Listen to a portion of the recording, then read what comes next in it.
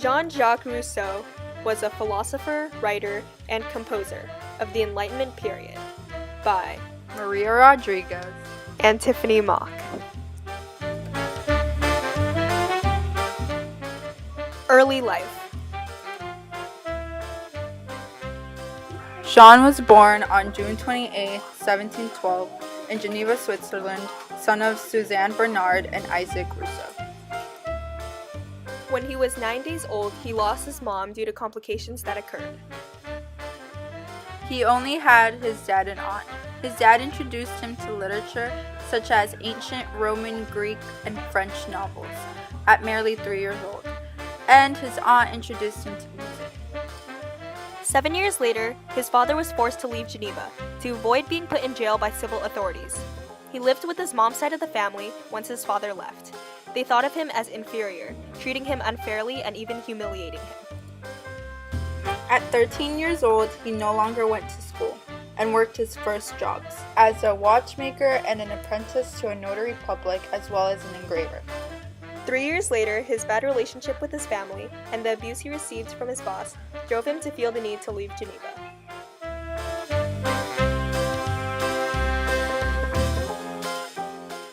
New start.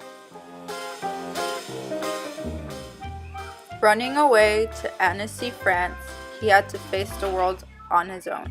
He met a mentor named Madame de Warens. She cared and supported him. She gave him a roof over his head and guidance.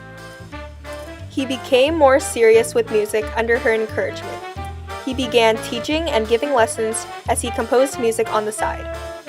Unfortunately, his career in music never took off. Although he composed some operas, his influence in music in that period was through writing. He wrote articles in Diderot's encyclopedia, which was called the Lettres sur la musique française, that were about music. It was published in 1767. This work combined two different aspects of his life, music and writing.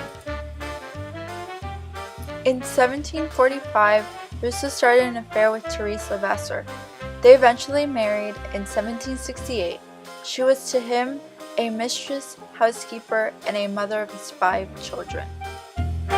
In 1749, he stumbled upon a newspaper called Mercure de France that advertised an essay writing competition hosted by the Dijon Academy. He was to answer the question, has progress of the arts and sciences contributed more to the corruption or to the purification of morals? In other words, were these advances making the world a better place? He argued that progress was not improving people, but was actually imprisoning them. He used this as his main focus when he published his discourse on the arts and sciences. He stated that people were once good, but society had plagued them with evil. Major works. Julie ou La Nouvelle Heloise was a romantic novel that had a very emotional tone.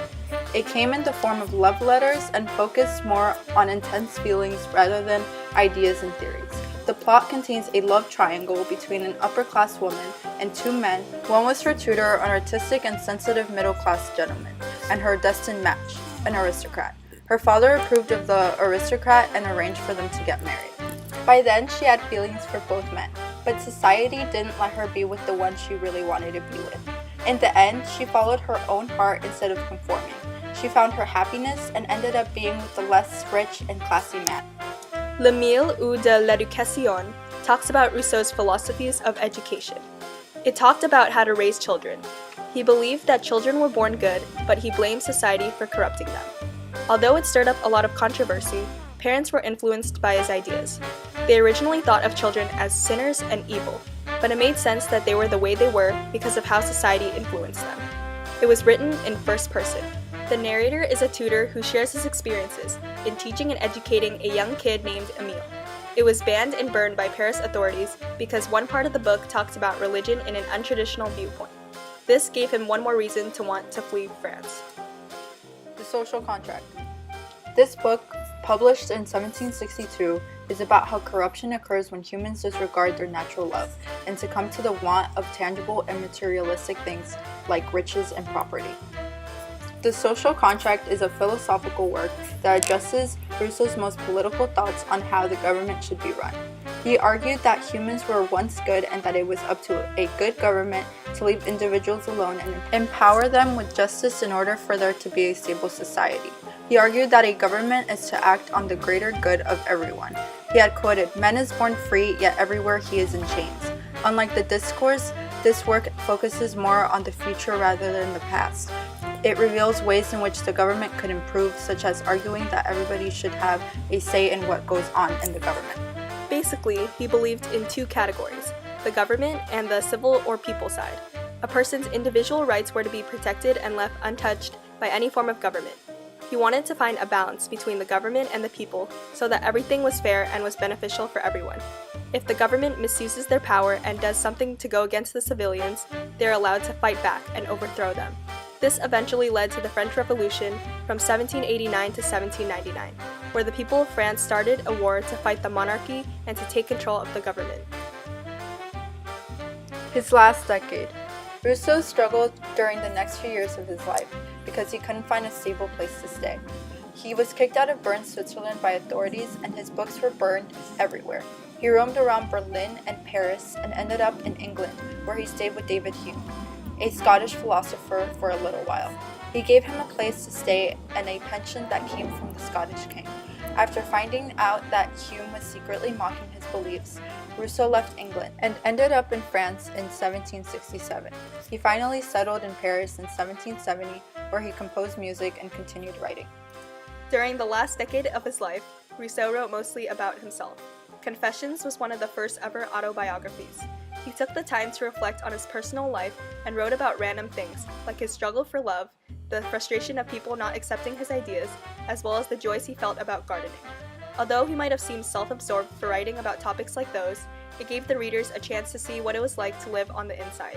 His goal was to talk about how one's personal daily life was like, so that it could help people understand more about themselves in a much deeper sense. On July 2nd, 1778, having been able to find peace in the last few years of his life, Jean-Jacques Rousseau died peacefully in a hospital in Ermenonville, with his wife by his bedside. He was buried in Ile-de-Peuplier in Ermenonville, to later be transferred to France's Pantheon, where the most prestigious lay to rest, such as Voltaire. Rousseau lays among them, as a great icon himself. Rousseau was a voice of progress and change in music, philosophy, government, and writing during the Enlightenment period. His romantic works and views on passionate and intense love contributed to what is known as the Romantic movement. In politics, he strongly believed in a democratic government, where decisions were made due to the majority ruling. His beliefs that man were once good but were corrupted by society influenced the French Revolution. Many people were crying out his ideas during battle. His thinking was revolutionary, and although it might not have seemed accepted during his time, a lot of his ideas set the basis of our government and society today. Without him and all the other figures who contributed in the 18th century, who knows how our world would be today.